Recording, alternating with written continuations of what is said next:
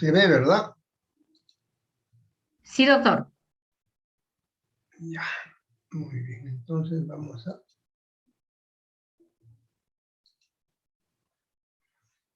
Bien, buenas tardes, alumnos. Soy el doctor Chávez. Vamos a hoy día revisar úlcera péptica, vagotomía.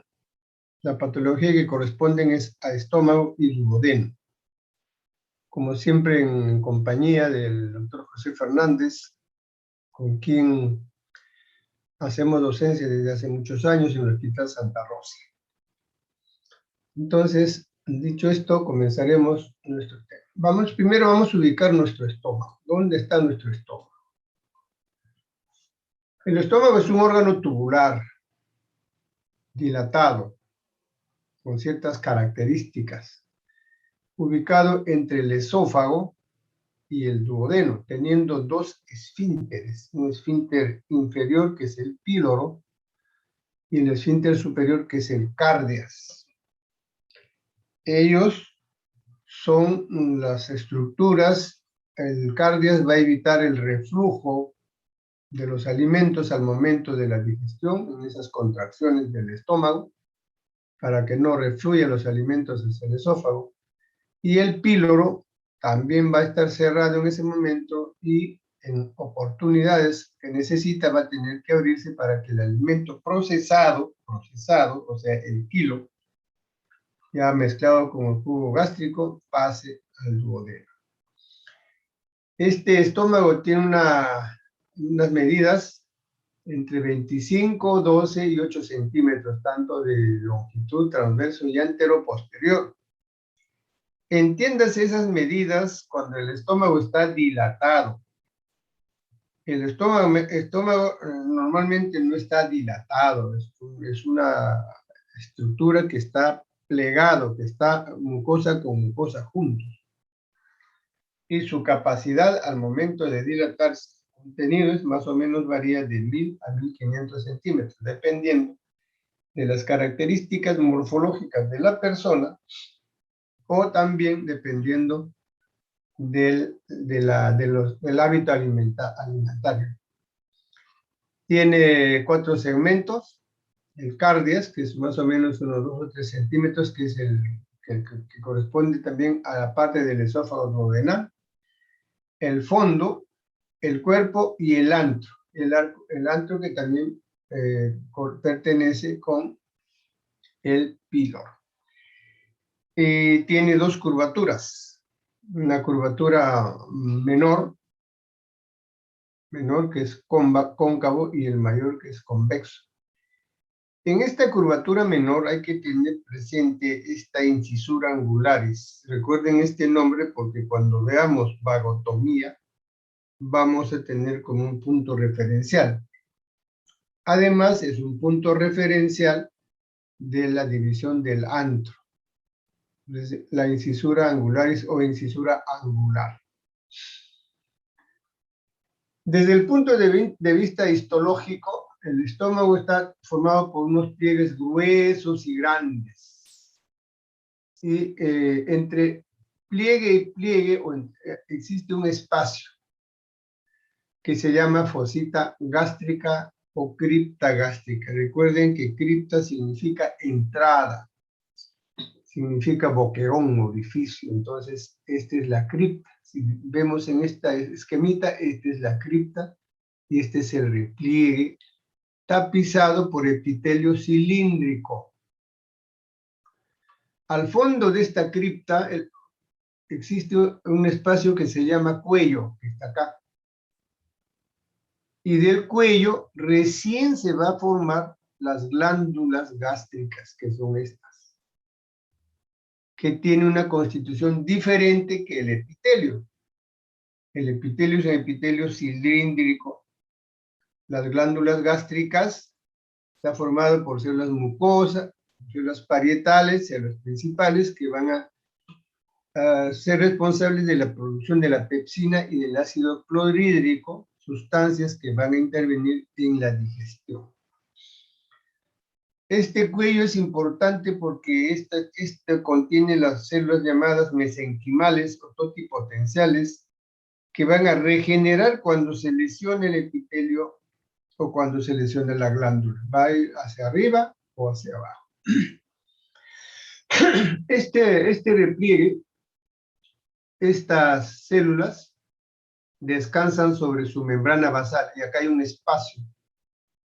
Estos espacios que contienen vasos sanguíneos, que contienen tejido conjuntivo laxo. Y ese es el famoso corión o lámina propia,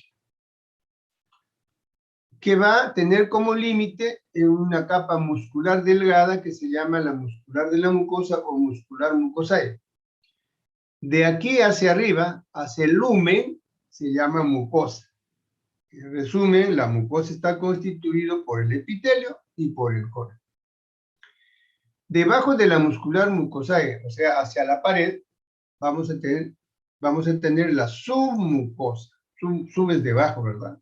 Debajo de mucosa, que va a tener como límite a la capa muscular. Y la capa muscular, en el caso del estómago, va a terminar en la serosa, que es su epitelio plano o pavimentoso. Y debajo de ese epitelio plano existe un tejido conjuntivo laxo también llamado subserosa, o sea, el epitelio no está adherido al músculo, sino está después de una delgada capa de tejido conjuntivo. Entonces, esto es más o menos la presentación de la histología del estómago. Vamos a tratar úlcera péptica. Por lo tanto, primero vamos a revisar las generalidades de la úlcera péptica, que corresponde tanto a la úlcera péptica gástrica como a la úlcera péptica duodenal. Si estamos hablando de úlcera, ambos son heridas, es solución de continuidad, es un cráter que va a tener normalmente como límite la muscular de la mucosa, pero puede pasar a la submucosa, a la muscular y aún perforarse. Entre las generalidades, entonces, definiremos qué cosa es úlcera péptica. Solución de continuidad o erosión grande, visible, no confundible, ¿no? Inclusive con sus mucosas ordenadas en forma radiada de la mucosa gastroduodenal en este caso. Persiste en función de los factores irritantes, porque este está a expensas de estos factores irritantes que van a lesionar la mucosa y la pared gástrica, no solamente la mucosa, la pared gástrica.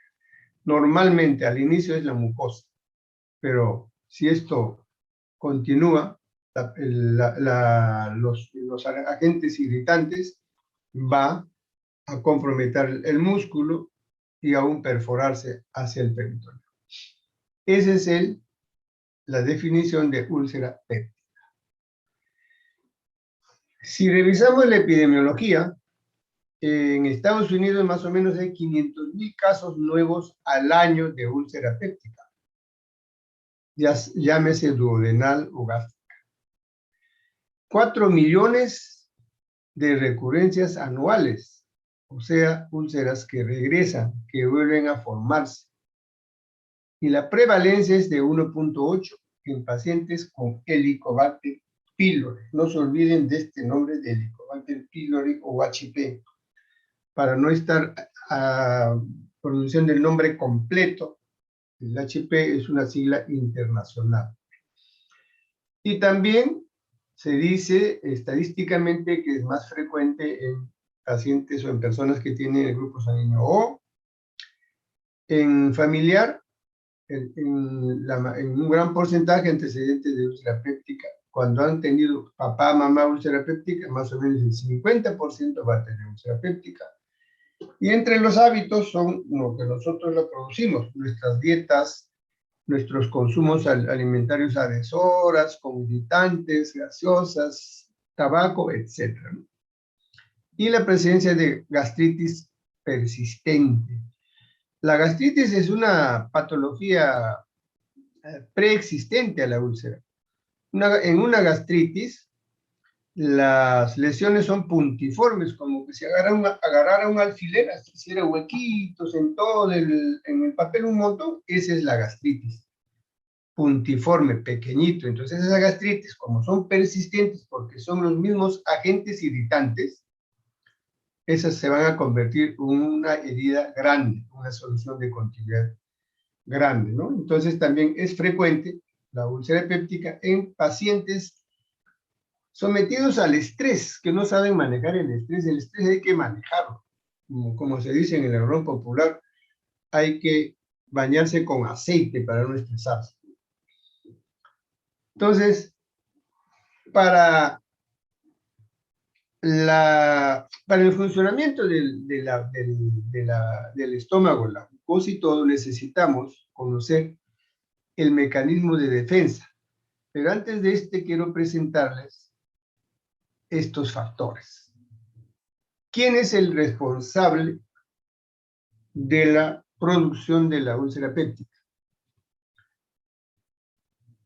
Todos ellos, es lo que vamos a revisar, todos ellos son nuestras defensas. La mucosa que tapiza el estómago, la propia célula, la microcirculación, el bicarbonato, la histamina, la prostaglandina, etc. Todos ellos defienden y forman la integridad de la pared gástrica y sobre todo de la mucosa. O sea, estos factores tienen que estar en equilibrio con estos dos, porque estos dos son normales, son fisiológicos. Por eso los he dejado en azul. Pero estos no, y he puesto acá a un caballero asustado. ¿Para qué? Para que entiendan que estos factores debemos corregir. No debe existir. Y nosotros somos los responsables de que estos factores nos agredan. Entonces, el amigo este está asustado tratando de parar a estos factores para que ustedes no se olviden. ¿Y quiénes son? Los AINES, pues el ácido salicílico. Hay muchas personas que dicen, yo tomo aspirina de 100 miligramos porque me han dicho que la aspirina me va a evitar la trombosis. ¿Y cuándo le recetó el médico? No, nunca. Me dijo mi compadre y tomo, ¿no? Pero no sabe el problema a la cual se está sometiendo. Corticoides. Las bilis, la bilis es el reflujo del esófago al estómago, es uno de los factores agresivos irritantes más severos, porque el estómago, la mucosa gástrica, no tolera las sales biliares. Y sobre todo la isolecitina no tolera, es muy irritante. El alcohol para los jóvenes que ahorita creo que están con ansiedad de tomar alcohol por la cuarentena, ¿no? El tabaquismo, los fumadores, el estrés. Y está en amarillo, otra vez aparece lo que se llama el Helicobacter pylori, el HP. A este hay que tenerle mucho respeto, hay que ponerle mucha importancia cuando nos diagnostican, porque no solamente va a producir gastritis, úlcera péptica, es precancerígeno demostrado. Por lo tanto, por eso lo he remarcado ahí para ponerle mayor énfasis. Entonces regresamos a nuestros factores de defensa. En los factores de defensa tenemos tres grupos principales. El preepitelial, o sea, el moco.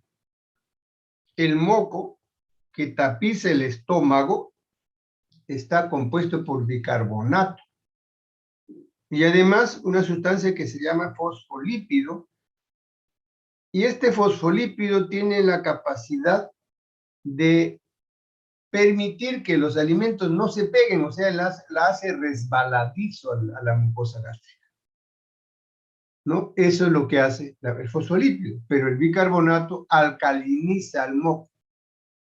El epitelio tiene dos capas. El fosfolípido está en la capa superficial delgada y en la capa más gruesa el bicarbonato, que va a mantener neutro a ese espacio. Porque recuerden ustedes, el jugo gástrico, el ácido clorhídrico, en la cavidad en forma libre tiene pH de 1 a 3. En cambio, el moco epitelial va a ser neutro. ¿Qué quiere decir? Su pH va a ser 7, para que no dañe ¿a quién? A las células. Y en las células también tiene un mecanismo defensivo porque es el responsable de la producción del ácido carbónico, del bicarbonato ácido carbónico, ¿no? Es el responsable. En su metabolismo va a producir bicarbonato, queda libre. Este bicarbonato sale, este hidrógeno sale para producir ácido clorhídrico y el bicarbonato se queda. Pasa a la sangre y viene al moco para mantener la neutralidad. Entonces, el epitelio, esta bomba de intercambio iónico de la superficie celular, es otro mecanismo de defensa porque este es constante, no para nunca.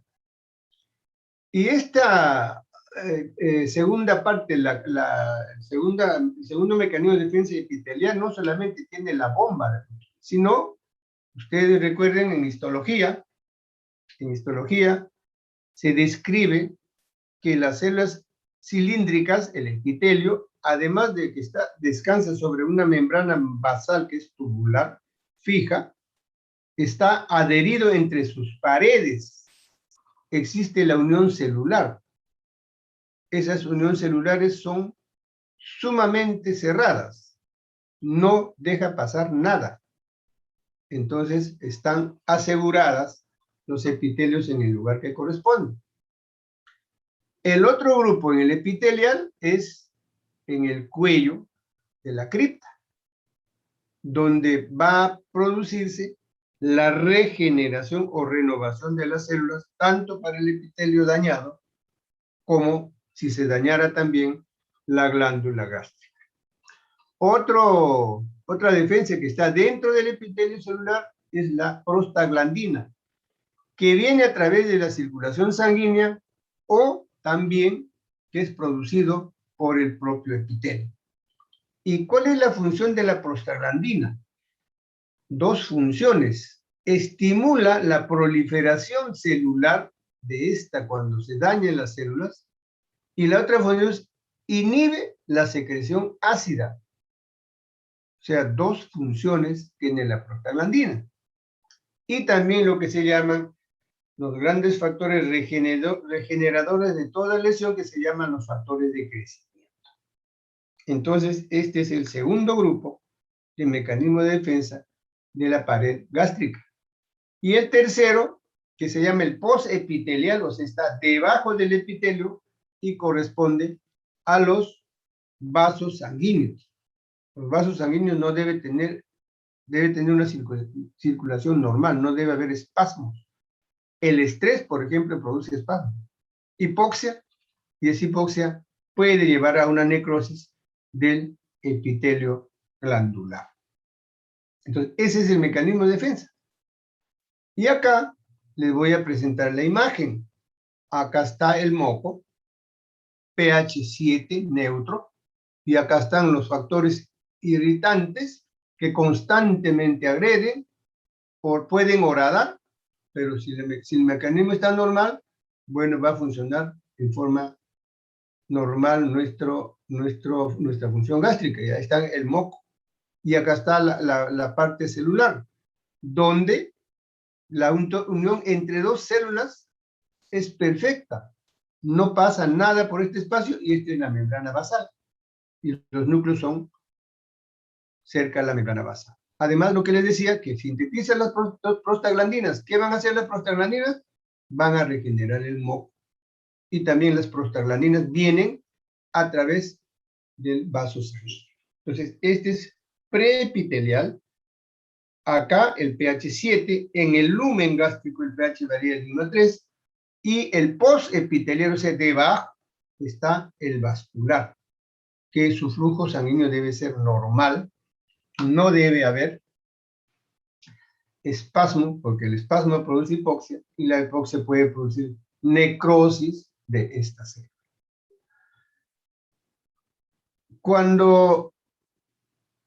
Esta es otra imagen muy parecida, para poder explicarles igual, de repente hacer puntualizar, esta es la mucosa con su pH 7, este es el lumen, las células completitas, normales, tanto el epitelial como la glándula, y los preepiteliales también, el vascular, y además acá hay una estimulación neurológica también. Otra imagen, epitelio, con su membrana basal en negro, ¿no?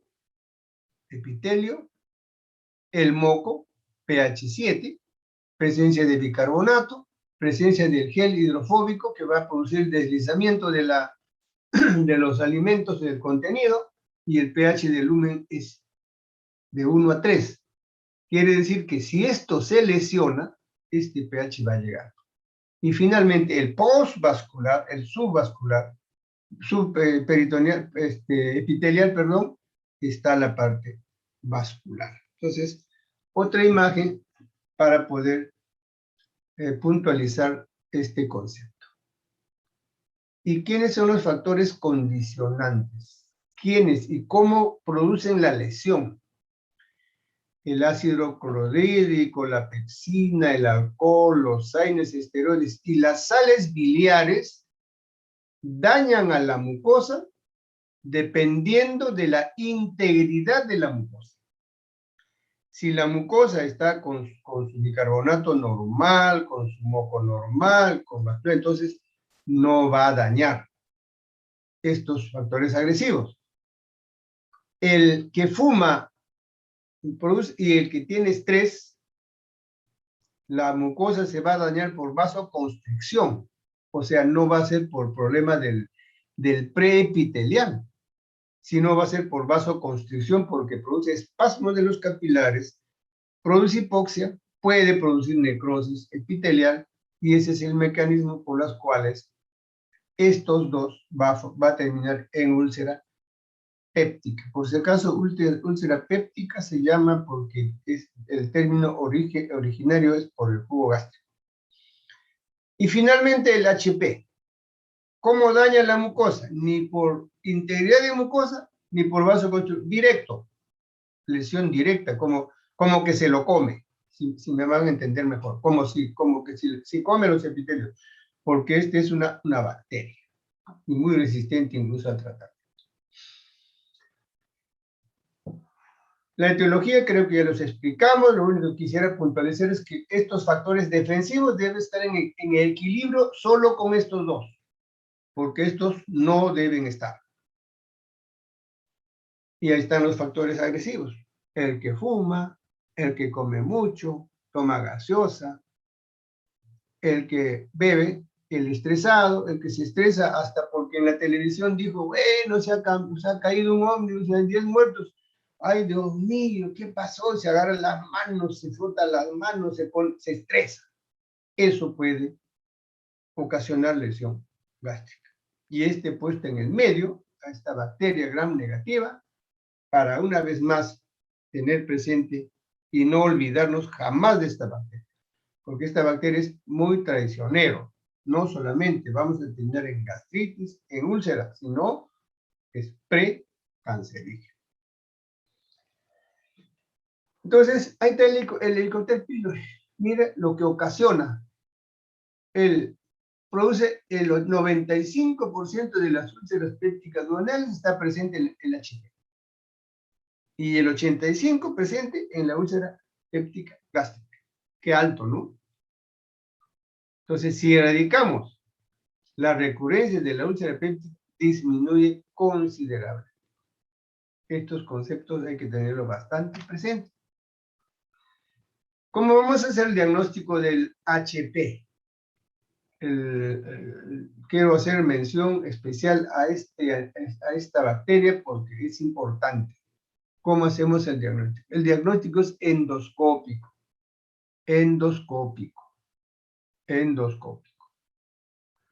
Se hace la endoscopía, la biopsia de la mucosa y con su resultado de anatomía patológica. Se puede hacer los otros diagnósticos no invasivos, el test de la ureasa, el test del aliento, inclusive en la serología se pueden medir anticuerpos o también en antígenos en las deposiciones. Pero estos no son tan seguras. Y es mucho mejor, nos sirve mejor para hacer el control posterior. No es para diagnóstico. El diagnóstico tiene que ser biopsia de mucosa, como con su estudio de anatomía patológica. ¿Cuál es el esquema de tratamiento del HIV? Hay varios esquemas, yo les voy a presentar 3. Generalmente deben ser 3 medicamentos, asociado a sus dosis habituales y de 3 a 10 días.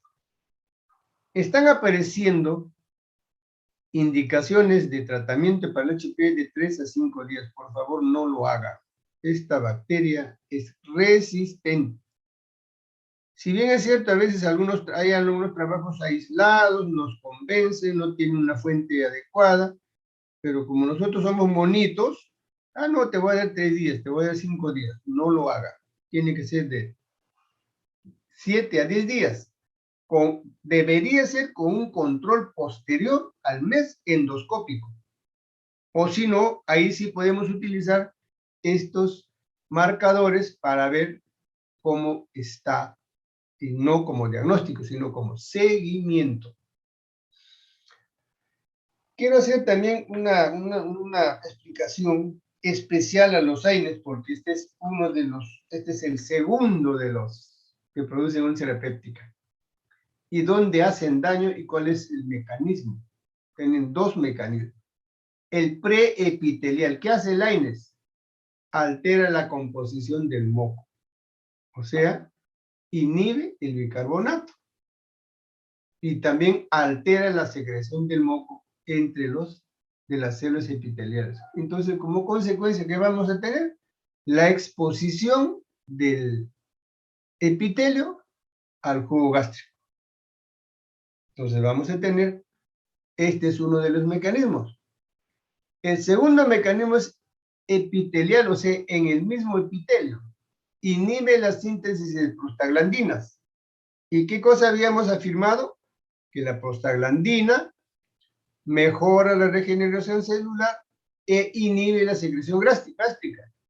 Lo que hace la prostaglandina es al revés, es lo contrario.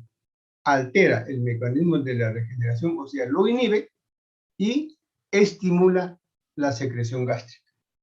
Esta es la fisiopatología, cómo es que actúa los AINES. Hay que conocerlo bien porque ¿por qué hay que darle importancia a este medicamento? Porque los abuelitos, ya no ni siquiera los abuelitos, la gente adulta empieza a tomar AINES sin control. Me duele la garganta, AINES, ¿no? Celecoxib, ahora ya se han acostumbrado a usar Celecoxib. Entonces, hay que tener presente este mecanismo en el caso de los AINES.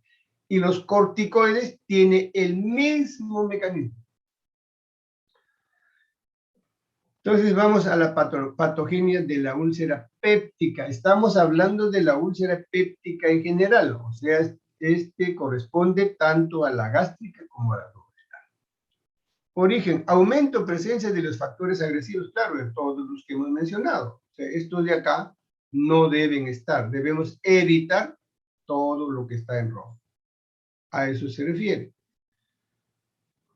Altera, la disminución de los factores defensivos, o sea, la célula per se lesiona. La mucosa resulta dañada, la solución de continuidad entonces se ulcera.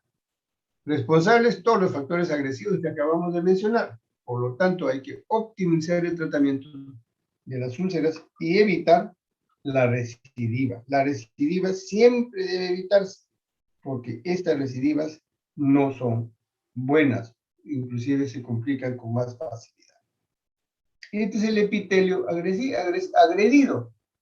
¿Cómo ha horadado este epitelio? Miren, se destruyó el moco, el contenido ácido ya llegó al epitelio, hay disrupción de las uniones intercelulares, hay lesión del endotelio, vasodilatación, proceso inflamatorio y sucesivamente va lesionando hasta complicarse.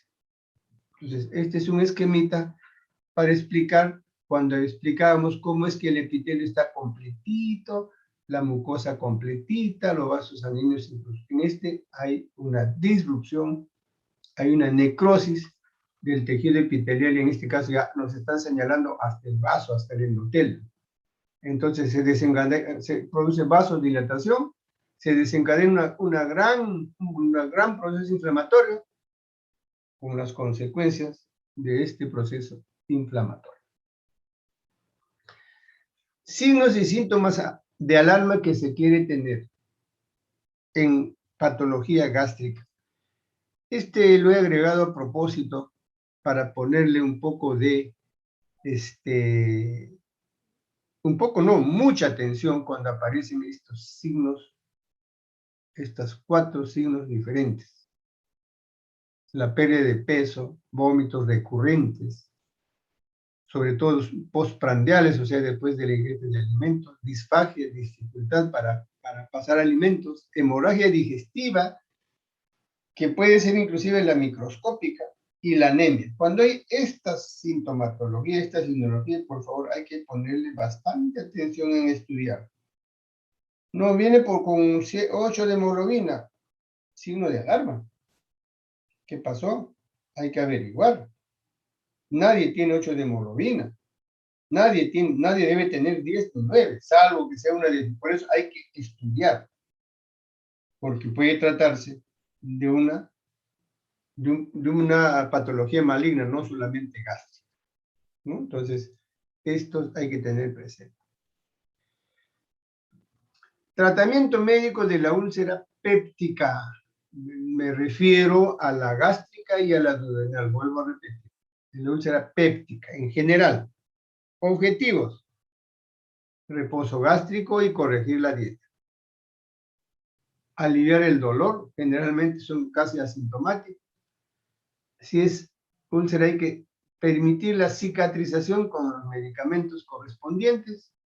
Hoy día hay excelentes medicamentos que inclusive entre bromas decimos los cirujanos, las bombas de protón nos han quitado chamba.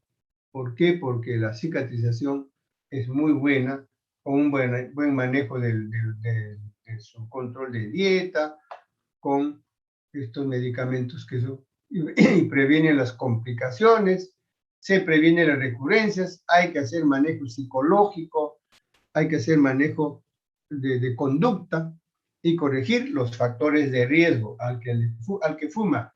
Trataremos de convencerlo que no fume, porque a veces es muy difícil, el fumador no deja de fumar.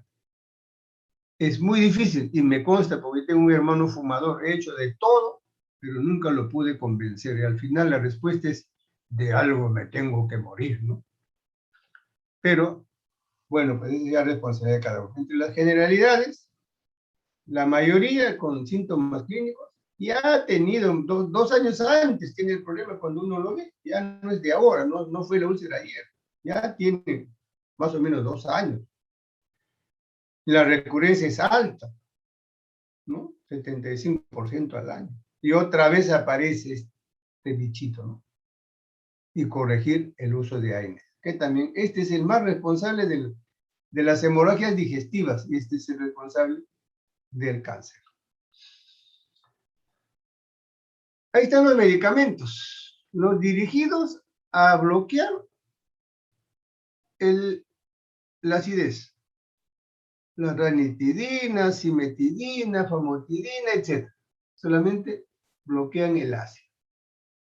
Los inhibidores de bomba, o sea de producción de todo, de glandular, todo este grupo. O los antiácidos, o sea, formar una capa, ¿no?, entre el hidróxido de aluminio, de magnesio, etcétera, para proteger la mucosa. O los protectores de mucosa per se pegan a la mucosa para que resbale el ácido que va a seguir dañando, a una mucosa ya dañada. Entonces, también otra vez hay que erradicar HP, y también se está usando prostaglandinas, pero en casos especiales, porque la prostaglandina inhibe la secreción gástrica. Si hablamos de tratamiento, este es el tratamiento médico y el tratamiento quirúrgico es solo a los complicados. Perforación, hemorragia y estenosis. Perforación y hemorragia, emergencia. Estenosis, cirugía electiva. Este no es emergencia. Este no significa que sea, sobre todo en el antro o más en el duodeno, el lumen se va estenosando, ya no deja pasar alimentos, ni siquiera pasa el endoscopio cuando hacen el examen. Entonces, estos dos, en emergencia, este es el. Muy bien, complicaciones entonces, hemorragia, perforación, estenosis y úlcera recurrente, o sea, la úlcera que viene de tratamiento médico. Complicaciones de la úlcera péptica. Seguimos hablando de las dos úlceras pépticas, tanto estómago como duodeno. Hemorragia digestiva alta. Son de dos tipos. La microscópica, o sea, la que no vemos, la que el paciente va a venir con anemia, la estudiamos, sus heces, vamos a identificar presencia de sangre en heces con un examen que se llama Tébeno, entonces, pero el paciente venía con anemia. O la macroscópica, mira qué alto, ¿no? 40%, hemorragia digestiva alta. La mayoría es de origen gástrico. Esto va a necesitar cirugía de emergencia. La perforación gástrica o duodenal. En este podemos tener una perforación abierta, libre o la bloqueada. La bloqueada es cuando se perforó, dejó salir contenido de aire, pero nosotros recuerden que tenemos una baja policía en el abdomen. Y esa baja policía es un delantal grande que se llama epiplon. Va el epiplon, se desliza y va a tapar o obstruir el orificio, bloqueada, pero viene con peritonitis. Y la retroperitoneal, lamentablemente, esta perforación es muy difícil de manejar porque está en relación con el páncreas. Dolor severo, irradiado a hombro, y termina generalmente con un abdomen en tabla, de diagnóstico aún difícil. Estos pacientes generalmente tienen que ir a una tomografía antes del tratamiento quirúrgico. El tratamiento de la perforación se llama sutura, o sea, el famoso parche de Graham. En relación a la estenosis ya hemos quedado que es selectivo y hay que descartar también de todas maneras en toda estenosis, descartar que no sea maligno. O sea, tiene que ser previamente estudiado, endoscopía, su biopsia y luego corregiremos la estenosis. En el parche de Graham les quiero comentar que es todo un proceso, debe seguirse todo un protocolo. Cuando se ubica el orificio se debe recortar el borde de la úlcera, porque una vez que se ha ulcerado, hay una herida completa entre mucosa y peritoneo, esos vasos están trombosados, por lo tanto no le llega una buena circulación. No se cumple uno de los principios de Halster. Pues hay que recortar. No es que ya ubiqué la perforación, el orificio, y le pongo los puntos. No, hay que recortar. Repito, ¿para qué? Para reavivar los bordes. Y ese pedacito que hemos recortado debemos colocar en un frasquito y mandarlo o enviarlo al patólogo. ¿Para qué? Para que nos haga un estudio y nos descarte que no sea cáncer. Porque ¿quién me puede asegurar que ese no es un cáncer ulcerado y perforado? Nadie. Pero si hago una biopsia, me van a dar un diagnóstico rápido y vamos a tomar las medidas rápidas para controlar ese cáncer. Pero si no hemos mandado esa pieza operatoria a patólogo, va a venir 6 meses obstruido con el cáncer diseminado. Y a nadie le gustaría. ¿Por qué? Simplemente porque no se siguió un protocolo. Y luego Y una vez que se ha hecho el recorte, se ha mandado al patólogo, se sutura el orificio. 3 o 4 puntos depende. Y sobre eso se coloca el epiplo. Ese se llama parche de Graham. Antes de hacer este de parche de Graham, primero tengo que verificar en mi radiografía la presencia de aire libre. Internalicen ustedes en su cerebrito esta imagen, porque si no, la vamos a poner en el hospital una plaquita, le vamos a decir, ¿qué es esto? Ustedes no saben ni qué es lo que están mirando. Pues este es diafragma. Este es diafragma. Hay un espacio real entre diafragma e hígado que está ocupado por aire. Este espacio no existe porque el diafragma está adherido, está pegado, está íntimamente junto al hígado. Lo mismo en el otro lado, en el fondo gástrico, está pegado, adherido al fondo gástrico. Inclusive que hay una imagen, un signo, que es muy característico, la imagen del vuelo del ave, ¿no? De la gaviota, miren la alita, su cabecita y la otra ala, ¿no? Entonces, son signos que hay que tenerlo presente. Si no lo tenemos presente, no la vamos a ver. Y una vez que tengo el diagnóstico, hago este de acá. Miren, recorto el borde, mando al patólogo, le pongo sus puntitos, dejo 2 o 3 lazos grandes, levanto el epíplon y le pongo sobre el orificio suturado. Ese ya se llama parche de Graham. Y ustedes van a ver acá todo lo que le he mencionado, pero con un error, que no hacen la primera parte. Acá van a ver ustedes.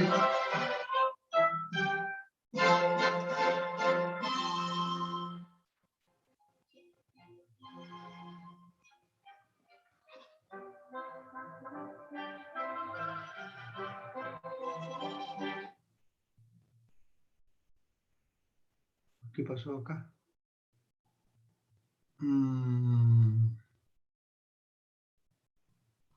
No pasa el video.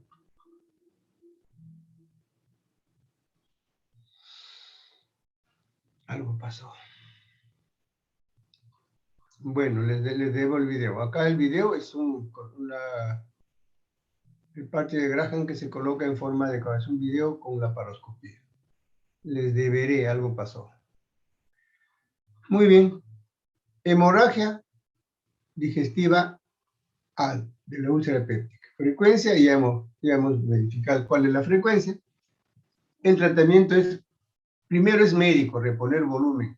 Puede ser transfusión, pero de la primera intención no es transfusión de sangre, ni de plaquetas. Es líquido, volumen.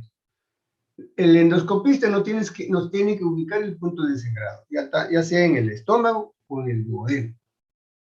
El tratamiento, medicamentos, también hoy día la endoscopía también acá nos ayuda mucho, nos alivia nuestro estrés, porque puede esclerosar, puede inyectar vasoconstrictores, puede embolizar, puede suturar, puede colocar clips, aún puede fulgurar, ya sea con calor o láser. Esto ahorita que se vaya. ¿No? Entonces, ese hace el endoscopista.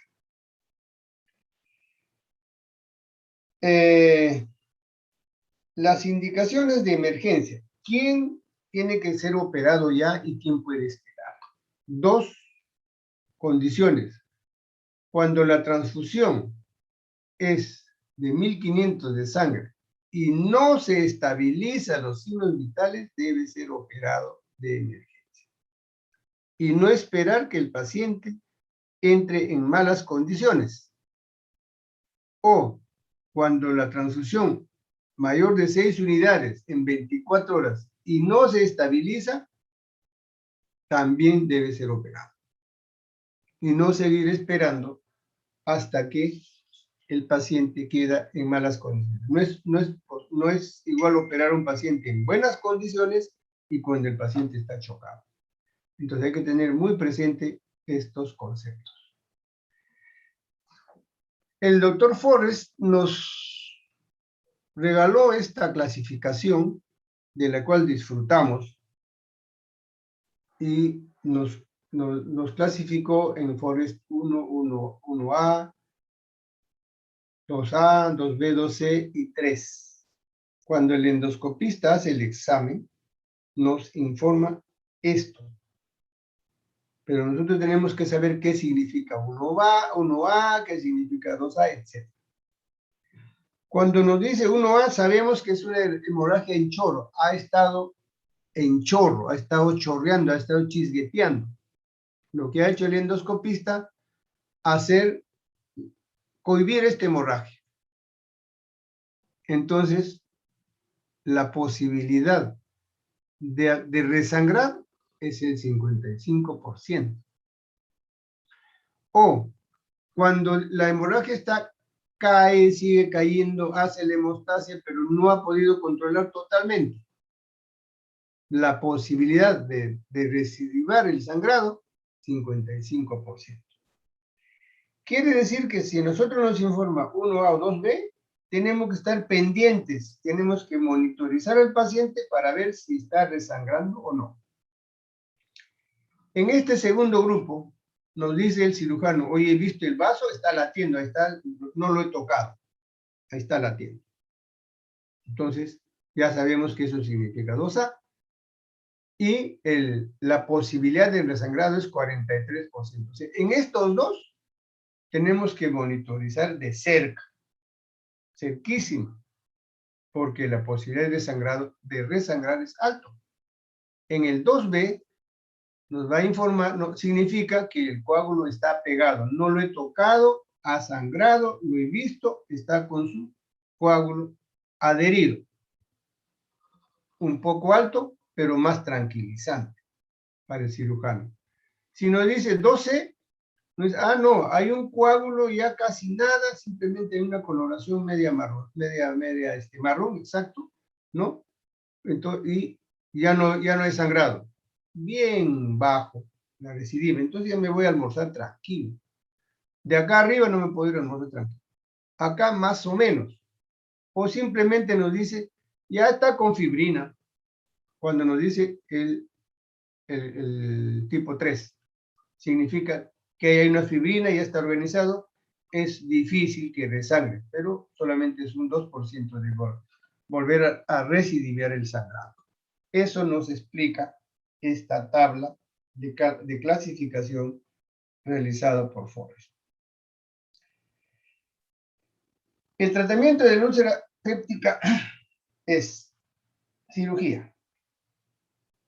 Puede ayudarnos el endoscopista, pero puede ser cirugía laparoscópica o puede ser cirugía convencional. Y revisamos lo que se llama las úlceras refractarias o recurrentes, o sea, aquellas úlceras que recurren a pesar del tratamiento. Cuando el HP es positivo, ya sabemos que por qué no cumple el tratamiento, o es resistente, o el tratamiento es inadecuado. Cuando el HP es negativo, puede ser un falso negativo, puede estar usando AINES, fumador, o muy grande la úlcera, que también es posible.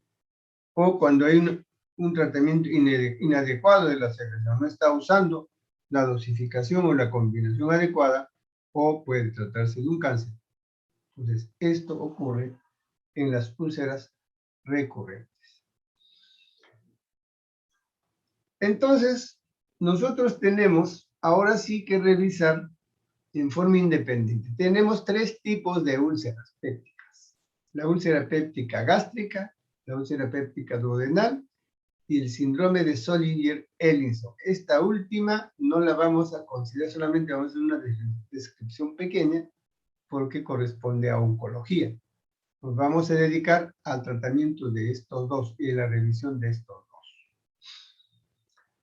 Úlcera péptica gástrica, o sea, la que corresponde a cualquier parte de nuestro estómago con una úlcera con una solución de continuidad.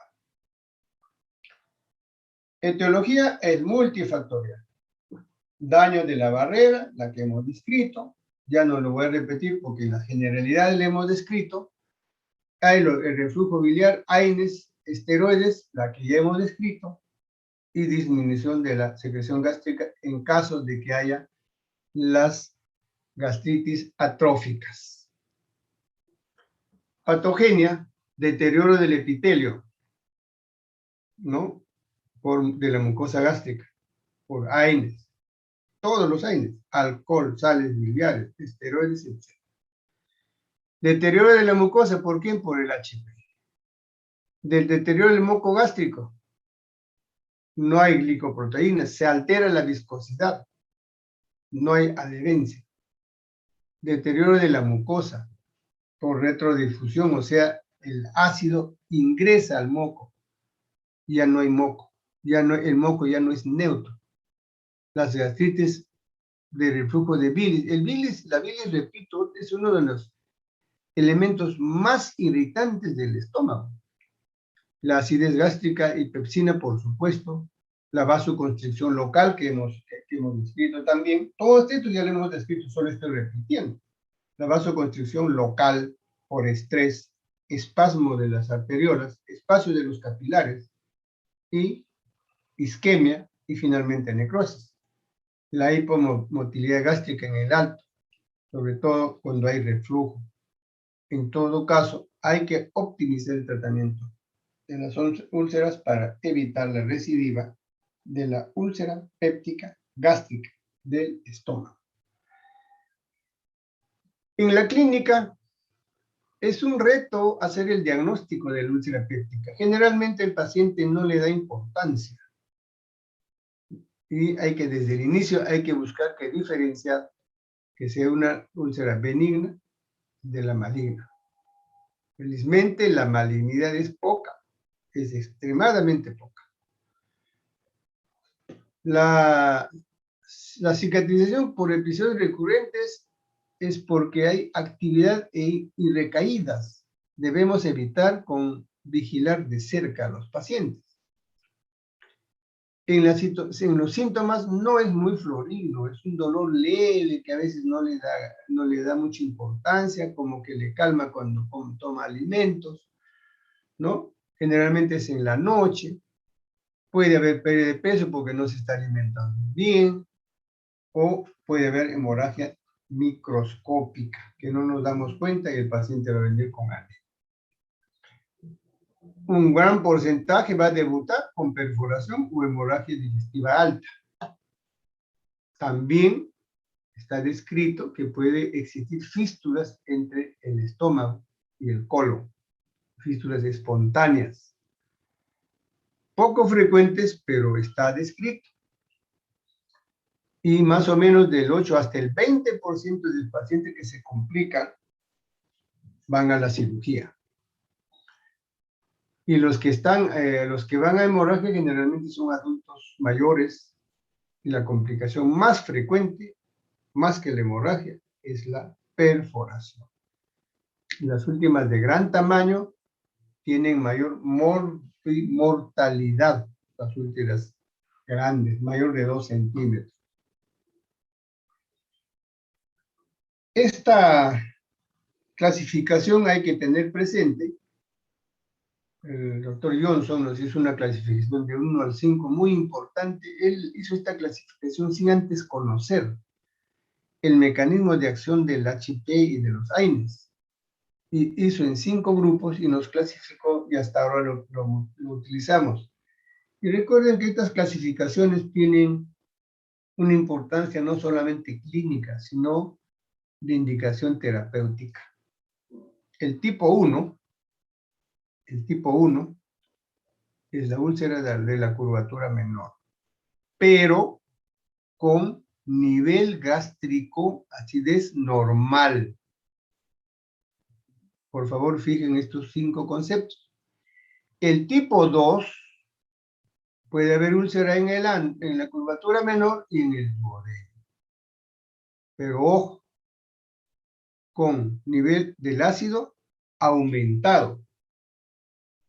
El tipo 3, prepilórico, pero también con nivel de ácido aumentado.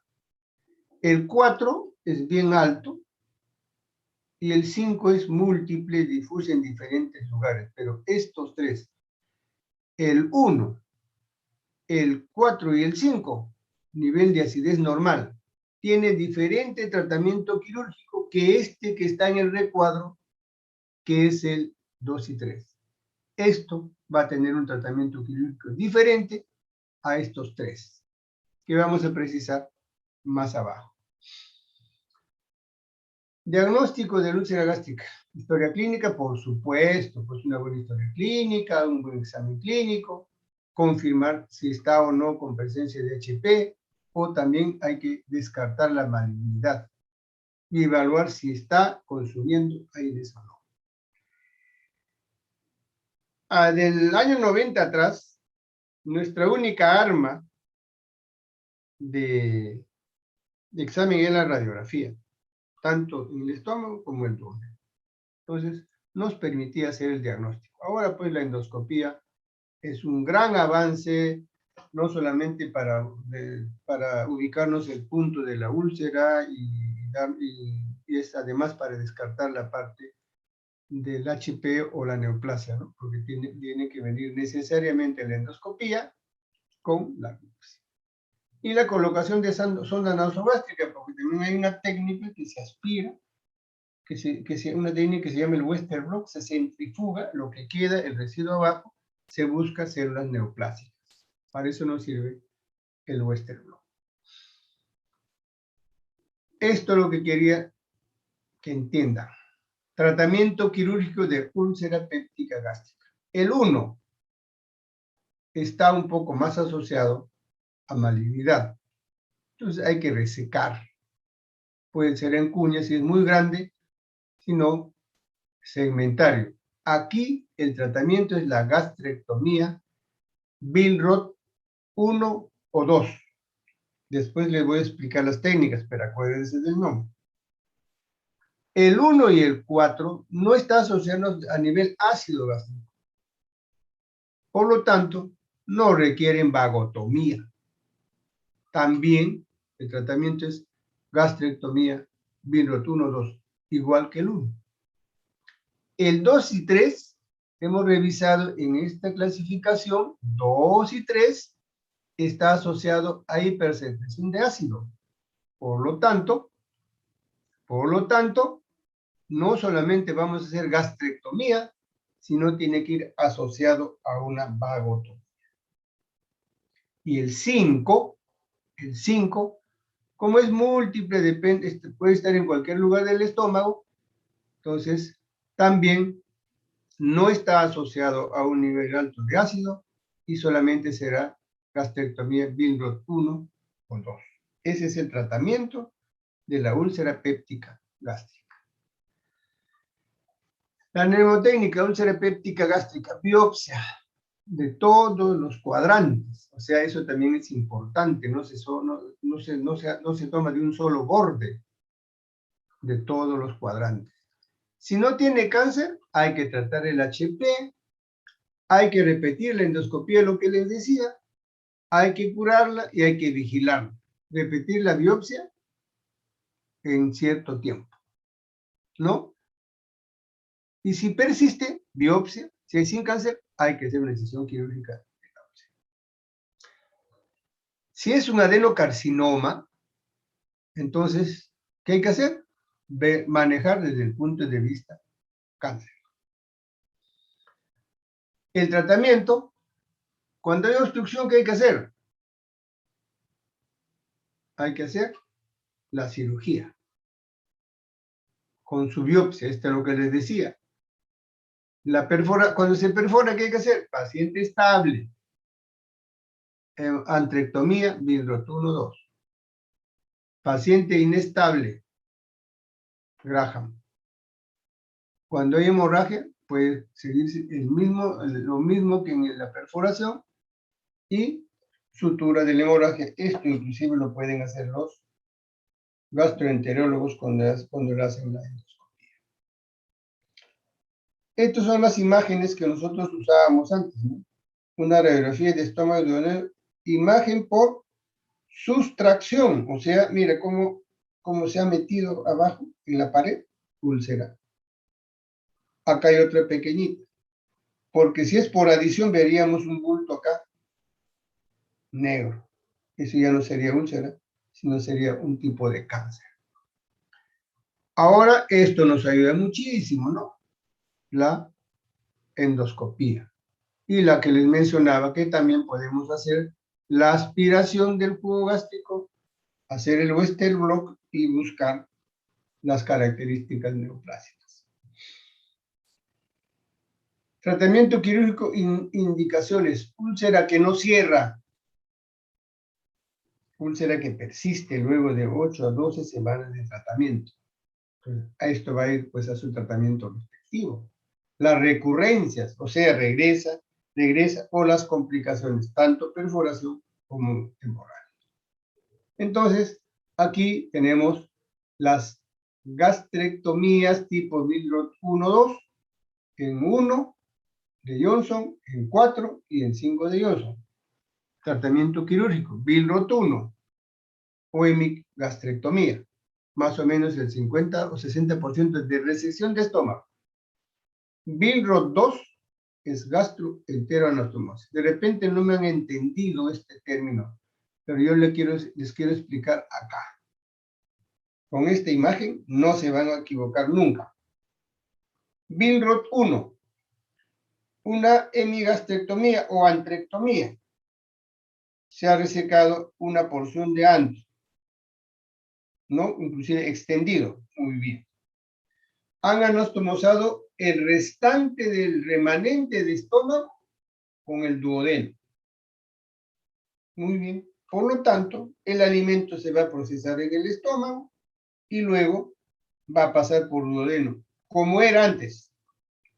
O sea, se restituye la fisiología. Billroth 2, demasiado grande la resección, no alcanza, no cumple con uno de los principios de Halster, porque para que haya anastomosis no tiene que haber distensión, tiene que estar bien suelto, no alcanza, no puedo, ¿qué hago? Muy bien, cierro el duodeno, porque aquí he cortado y aquí he cortado, levanto y ayuno y lo anastomoso a la pared del estómago. Quiere decir que el alimento ya no viene así, sino pasa de frente al ayuno. Este es el Billroth 2. Entonces esto no se olvide. 1, fisiología normal, se restituye. 2, ya no es normal, el alimento pasa de frente al ayuno. Acá también hay que tener mucho cuidado en los tamaños de las gastroanastomosis. Acá es grandote, acá es pequeño, porque el duodeno no puede ser más grande. En cambio acá, tremenda anastomosis nos va a dar complicaciones que después vamos a revisar. Entonces, es Billroth 1 y Billroth 2. Luego les presento las diferencias para que no se confundan, porque van a ver, usted va a decir, el doctor me dijo que era así, pero yo veo que es así. No puede ser que la anastomosaron en la parte superior, en la curvatura menor, puede ser que cerraron el estómago y la anastomosaron en la parte anterior, puede ser que en la parte inferior, o término terminal, o si no, término lateral, cerraron el duodeno y a un costado anastomosaron el estómago. Cualquiera de ellos es Billroth 1. ¿Por qué? Porque el alimento pasa del estómago al duodeno. En cambio, en el Billroth 2, no alcanza, pero también acá nos complicaron la vida. Para los que no conocen se van a confundir.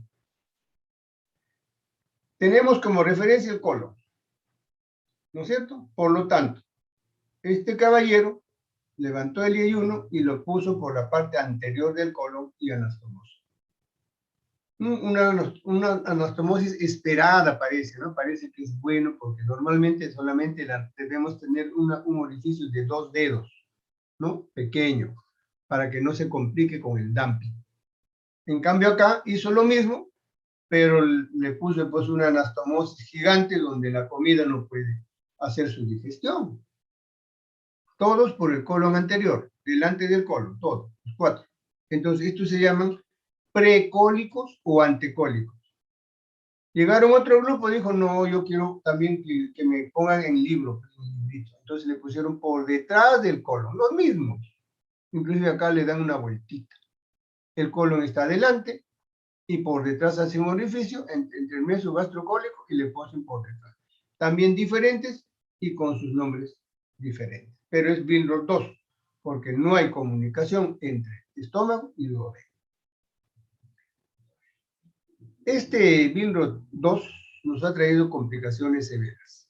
El asa cerrada, el asa aferente que vamos a revisar después, y el famoso dumping, cuando la anastomosis es muy grande, o la úlcera de la anastomosis, cuando el alcalino llega al estómago, nos hemos referido que el alcalino, o sea, el tubo duodenal y el biliar, es muy irritante para el estómago y produce úlcera. Y no solamente va a producir úlcera en el estómago, sino puede haber dehiscencia de la boca anastomótica. Entonces, para resolver esto, vino otro con bastante paciencia, dijo, yo no voy a permitir que este jugo gástrico llegue al estómago.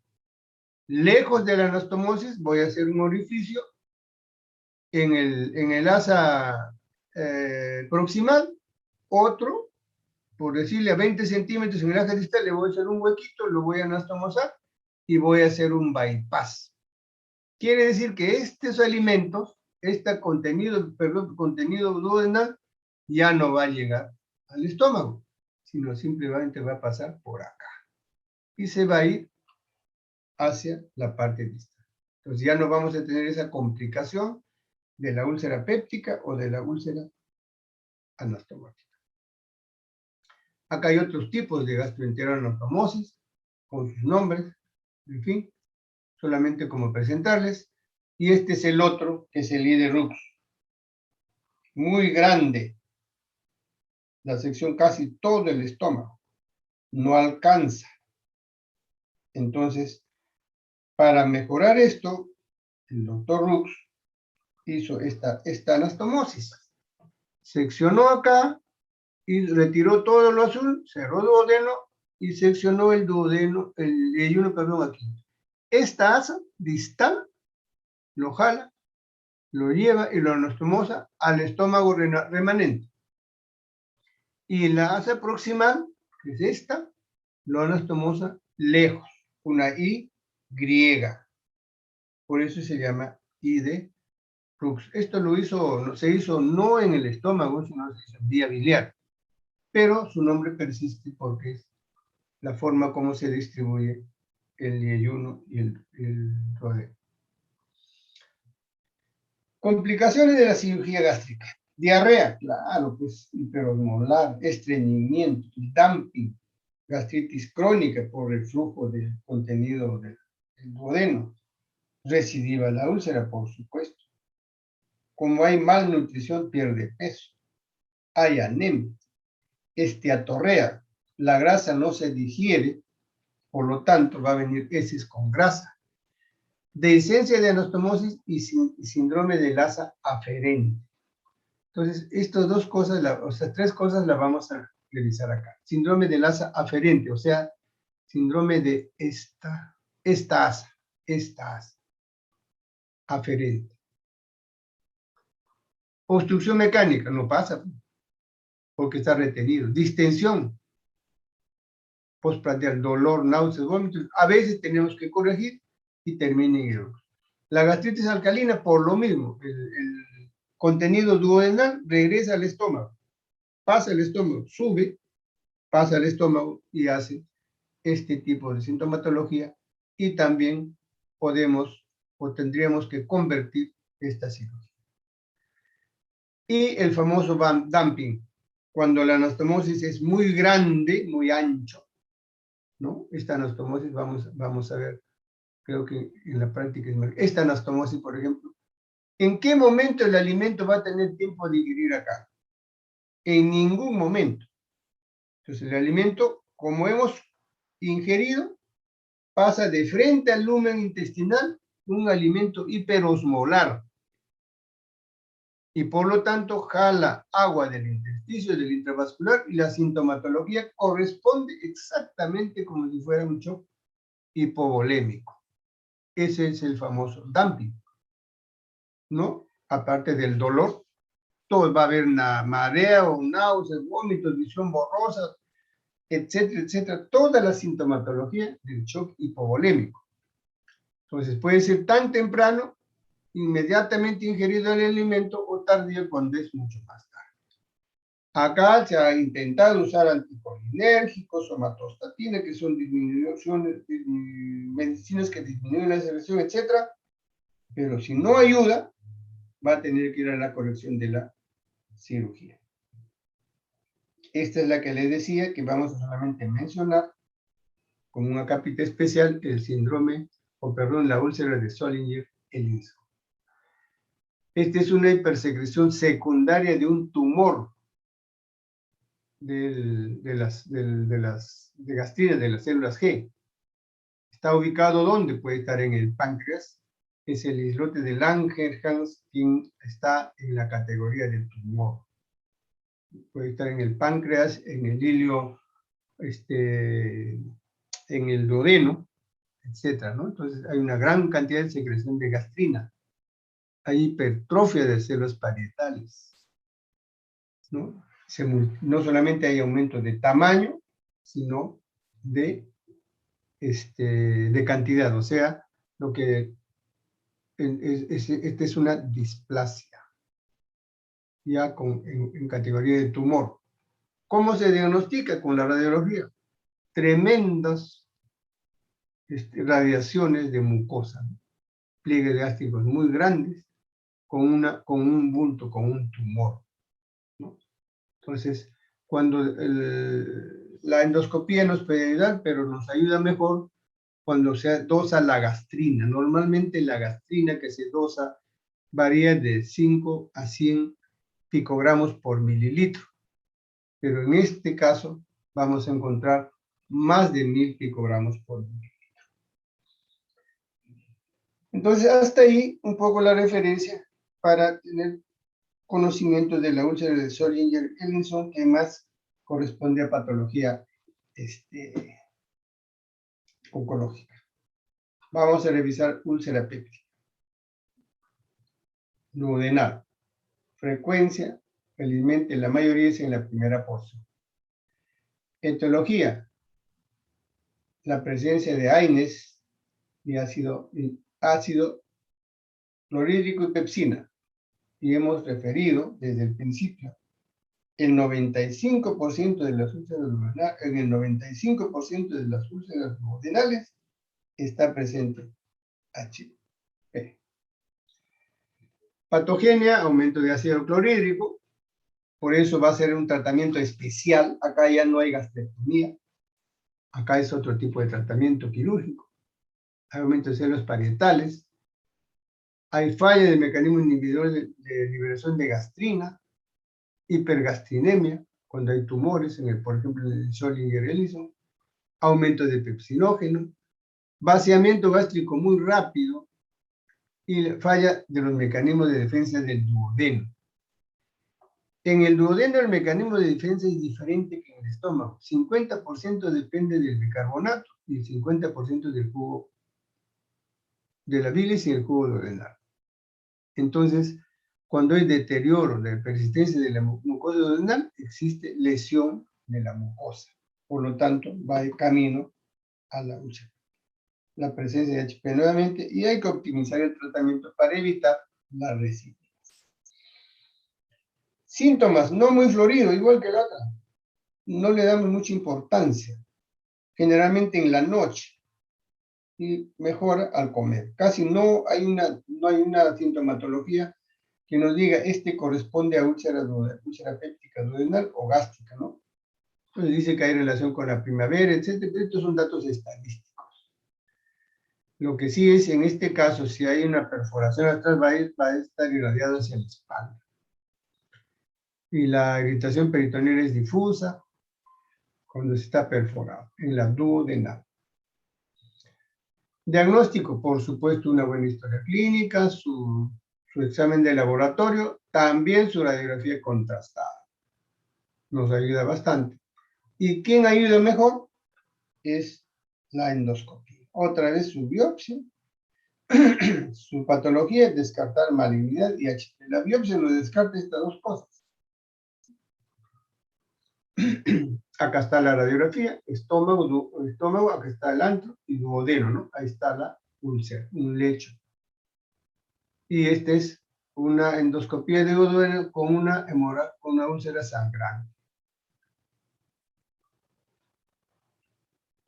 Vamos a precisar nuevamente nuestros tratamientos quirúrgicos, o sea, una recurrencia cuando es alta y cuando hay que eliminar la causa.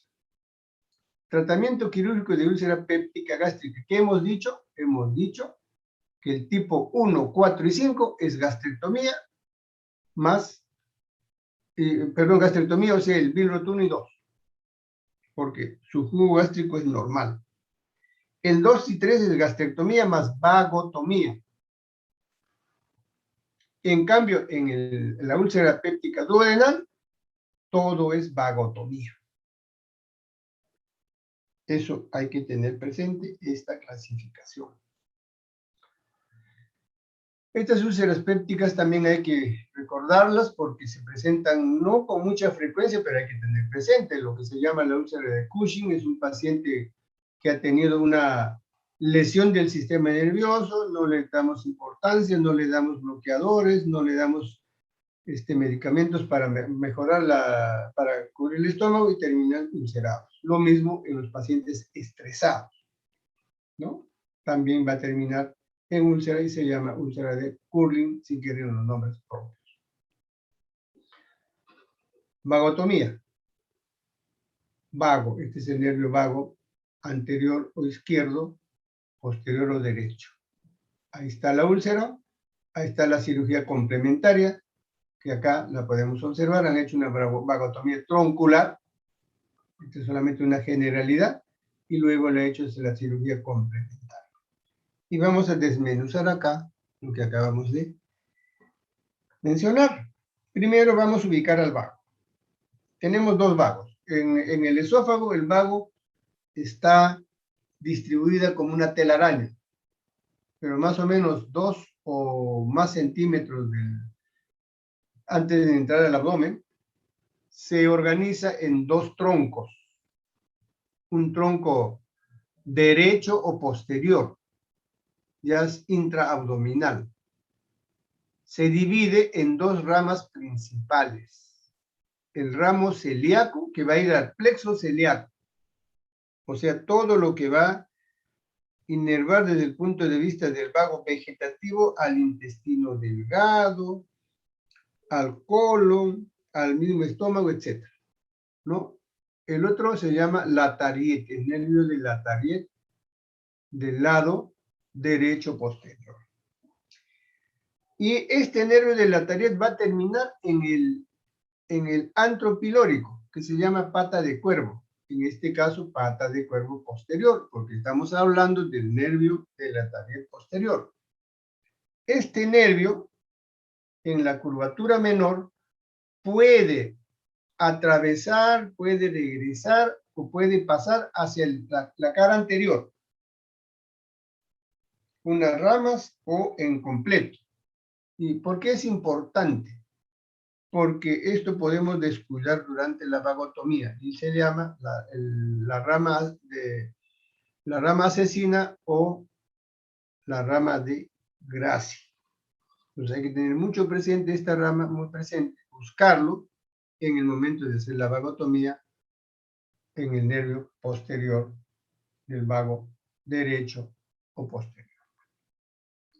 El vago izquierdo está acá.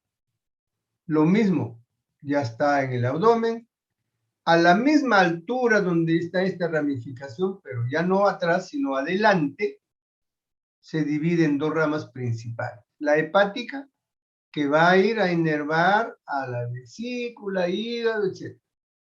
Y el tariete anterior o izquierdo, que también va a terminar en la famosa pata de cuervo anterior del antro pilórico. Esa es la distribución del vago.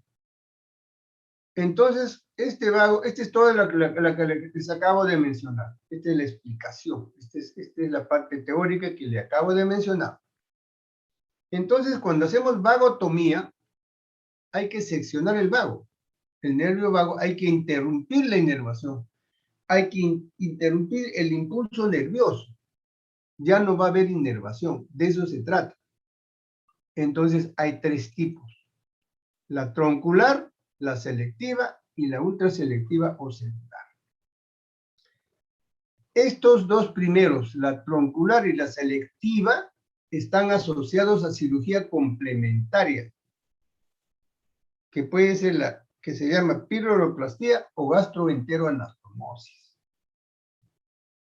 Antes llegó a ser una técnica muy popular. Posteriormente aparece la vagotomía ultraselectiva o celular, que ya no seccionan el vago, sino las ramas que ingresan solo al estómago.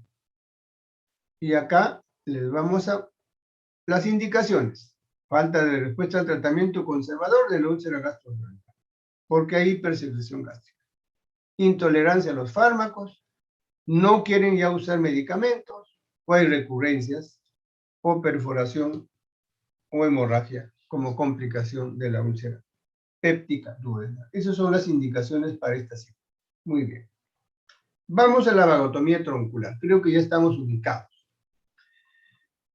Entonces, estos son las dos ramas: rama posterior o derecho, rama hepática, y la tarea posterior derecho. En el anterior, rama celíaca. Perdón, el posterior es rama celíaca, el anterior rama hepática. Y ambos la tarea, tanto anterior como posterior, que terminan en la pata de cuero. Acá ha sido seccionado por encima de la división principal y ha quedado sin acción del vago. No solamente el estómago, ha quedado sin acción del vago el hígado, la vesícula, los intestinos. O sea, hay una hipotonía intestinal. La vesícula también va a haber hipotonía, inclusive va a terminar con cálculos porque no funciona bien. Y si se hace esta vagotomía, como el píloro tiene que tener el sistema vegetativo simpático y parasimpático, ¿el parasimpático qué hace? ¿Cuál es su función? Dilatar.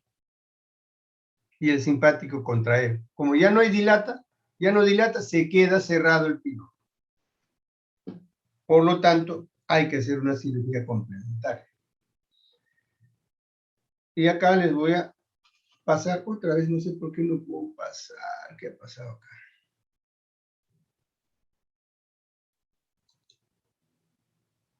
Acá está. Esta es una vagotomía troncular.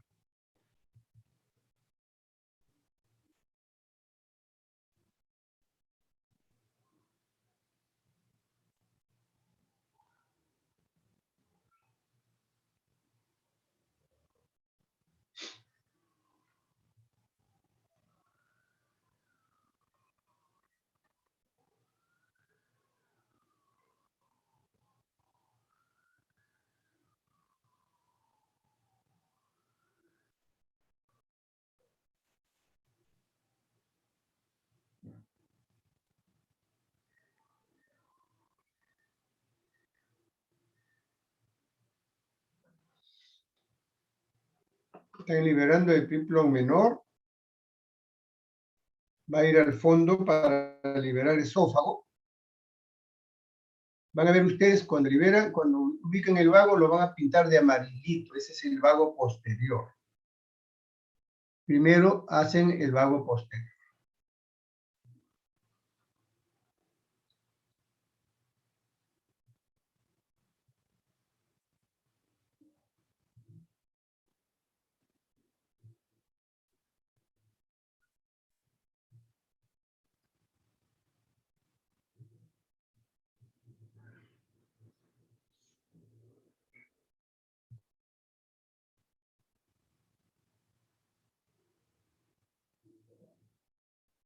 Y ya están cerca, este es el diafragma.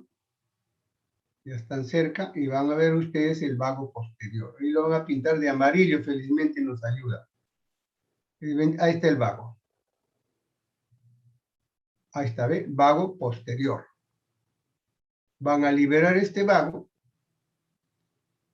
Acá no se ven muy bien las ramas que está por encima, pero en el lado anterior lo vamos a ver mejor. Van a liberar bien, más o menos un segmento de 2 centímetros, 1,5 centímetros. Están colocando un clip por encima de la división principal, otro clip arriba, y van a seccionar una porción. Entonces quedó denervado el vago posterior, ya no hay vago posterior, se quedó sin acción parasimpática. Miren, nos está enseñando. Ahora van a buscar el vago anterior. Y ustedes van a ver cuando liberan la parte inferior, cuando empiezan a colocar el clip en la parte inferior, las dos, este es el vago posterior, anterior, perdón, en la parte inferior van a ver las dos ramas. Si ustedes son agudos, la van a ver bien. Porque está cortando va a seccionar sobre esas dos ramas principales, en los dos lados, tanto anterior como posterior.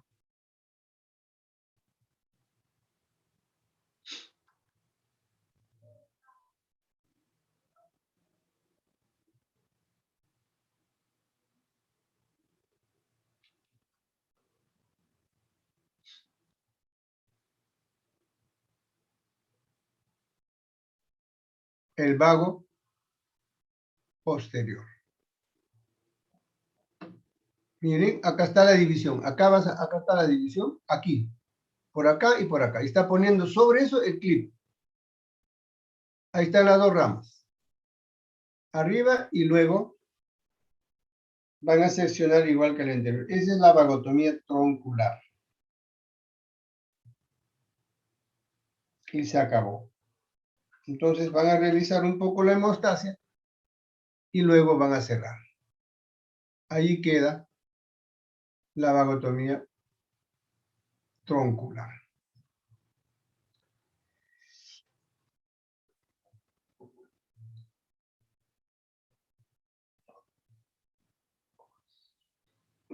Muy bien.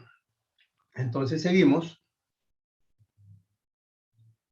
La vagotomía selectiva. La vagotomía troncular fue hecho sobre las divisiones principales. Entonces aquí se hizo hipotonía todo. Vino otro grupo de cirujanos y dijo, no, le estoy haciendo mucho daño, voy a seccionar debajo de la división principal. Queda denervado el estómago, pero ya no está denervado ni el ramo celíaco ni el ramo hepático. Sin embargo, está denervando el antro píloro. Por lo tanto, va a haber también estenosis, no va a haber pasaje de alimentos por esta zona. Y ahí es lo que se hizo, la famosa cirugía complementaria. Se trataba de dos técnicas. La piloroplastia de Heineck-Mikulicz, ¿qué cosa era? Seccionar el píloro, o sea, el píloro es un esfínter de la capa muscular circular interna del duodeno. Seccionan totalmente y luego suturan en forma transversal. Entonces ya está suelto, ya puede pasar alimentos.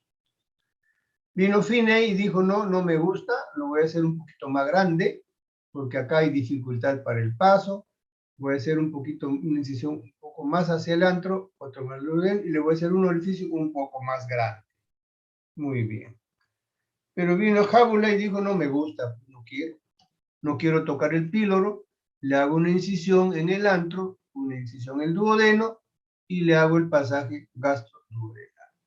Estas son las cirugías complementarias de las dos vagotomías que dejan denervado la pata de cuervo, tanto la selectiva como la ultra selectiva. Entonces, a la cirugía complementaria. O sea, esas dos vagotomías no pueden ir sin esto, porque hay estenosis pilórica. Y luego vino otro más acucioso, con más ganas de trabajar, dijo, no, yo no corto ni sobre ni debajo. Yo solamente voy a cortar los nervios que ingresan al estómago. Muy bien. Entonces, ¿se acuerdan de la incisura angular? La incisura angular está acá, más o menos a 6 centímetros del píloro. Y ahí está la pata de cuervo, completito. Sacan todos los nervios, el anterior y el posterior, y el resto deja intacto. Esa es la ultraselectiva. Y esto no va a requerir la cirugía complementaria porque la pata de cuervo, o sea, el píloro y el antro está enervado. No está denervado, en este caso solamente se denerva el estómago. Y acá está, otra imagen muy bonita. Acá ya está totalmente denervado la cara, el anterior está denervando el posterior. Esta es la técnica. Se agarra con 2 pinzas, se secciona, se liga y se acabó. Entonces, si vemos esta imagen, ya está todo denervado los 2 nervios, separados, traccionados, y están peritonizando la curvatura menor hasta el esófago. Entonces, estas ramitas seccionadas quedan fuera del peritoneo. Por si acaso, y ahí está la pata de cuervo, respetado. Esa es la cirugía del vago ultraselectivo o celular. Complicaciones de la vagotomía. Atonía gástrica, claro, tiene que entrar en atonía, obligado. Puede haber disfagia si han seccionado vagos mucho más arriba del estómago o hay una ramita hacia el esófago. Alteraciones del metabolismo intestinal, sobre todo en las vagotomías selectiva y troncular. Hipotonía vesicular, en las 2 primeras, o sea, en la troncular y selectiva, que terminaban con litiasis. Y hernia del hiato. Tienen que disecar, el vago no está dentro del abdomen, está a 1, 2 o 2 centímetros por encima en el tórax. Hay que traccionar. Entonces, es por eso a veces terminan en hernia del hiato. Muy bien. Antes de terminar, me gustaría que vean este video que no han visto. Vamos a regresar un poco. Me parece que sí lo puedo hacer. Pues vayan preparando sus preguntas.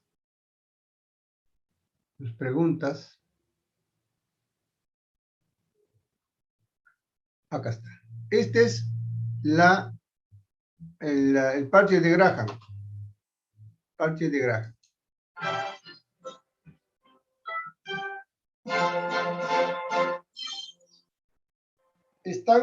Ahí está el orificio, ya lo identificó y ya están suturando. No han hecho las dos primeras partes que les decía, de reavivar el borde. Sutura directa. Lo que quiero que vean acá es la técnica. Segunda sutura.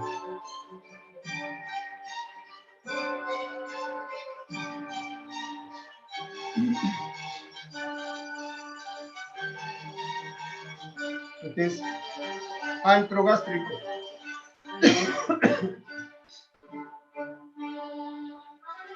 Están dejando los cabos largos. Revisa los orificios, corta solamente uno de los cabos y hay 3 suturas. Están dejando cabos largos, ahí están los cabos largos. Solamente uno de ellos va a cortar. Y miren cómo van a subir el epíplon. Está abriendo los cabos para fijar el epíplon. ¿Cómo está subiendo? Está jalando el epíplon. Ahí está el epíplon jalando, colocando sobre el orificio y suturando y amarrando, fijando con los cabos que había quedado largo de la sutura de la perforación. Ese es el parche de Graham y con esto se supone que ya no se van a olvidar. Ese es el famoso parche de Graham. Está lavando, limpiando y ahí termina la cirugía, ¿no?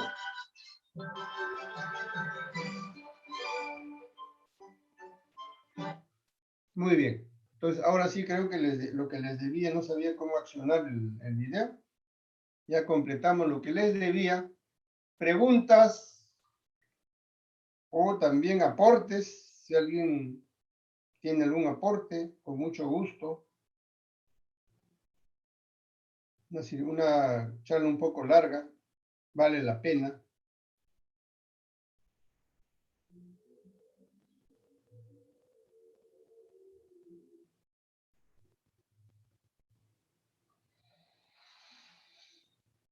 Muchas gracias, doctor. Hasta ahora no hay ninguna pregunta en el chat y ninguno de los participantes tiene la mano alzada. ¿Alguna pregunta, chicos?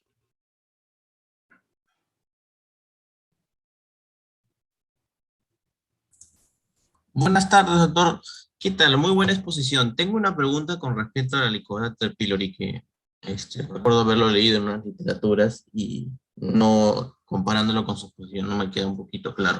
Había leído de que el Helicobacter pylori de por sí se encuentra dentro de la flora natural del estómago per se. Entonces, si es que yo hago un examen de... O sea, la pregunta va en relación a que si es que el Helicobacter pylori es un agente necesario para el desarrollo, pero no, o sea, ¿es necesaria la presencia del Helicobacter pylori para desarrollar sí o sí, o tienen que sumarse otras condiciones? Porque tengo entendido que hay cepas determinadas del Helicobacter pylori que sí son mucho más dañinas que otras. Entonces, porque si bien es cierto, me puede salir positivo en un examen de ureasa que yo haga a un paciente y bueno, sospecho de Helicobacter pylori, pero no necesariamente es la que me está causando, sino puede ser otro factor. Más que todo va por eso mi pregunta. A ver, primero, el Helicobacter pylori no es parte de la flora normal. No es parte. El Helicobacter pylori lo ingerimos por vía digestiva en aguas hervidas, en la verdura mal lavada. El Helicobacter pylori tiene que ser erradicado. No es parte de la flora normal. Entonces, mal estaríamos hablando si este Helicobacter pylori tiene que tener alguna condición o si colabora con nosotros como nosotros de la flora normal. Esa sería la respuesta. Está bien, doctor. Muchas gracias.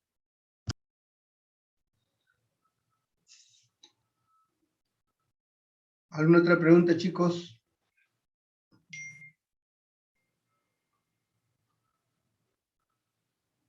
Si no hubiera, bueno, pues aquí nos quedamos. Muchas gracias.